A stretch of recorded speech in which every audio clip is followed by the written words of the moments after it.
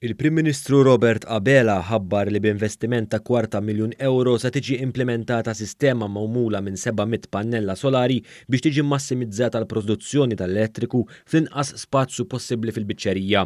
Il-Prim Ministru qal dan waqt żjara fil-biċċerija fil-Marsa fejn fiha ltaqa' mal-ħaddiema u rringrazzjahom tal-ħidma sfiqa tagħhom. Il-Prim Ministru tkellem ukoll dwar il-viżjoni tal-Gvern li Malta tinħeles mill-karbonju sal-2050. Sostna li l-biċċerija kienet kruċjali għal provvista tal-ikel f'pajjiżna matul l-imxija.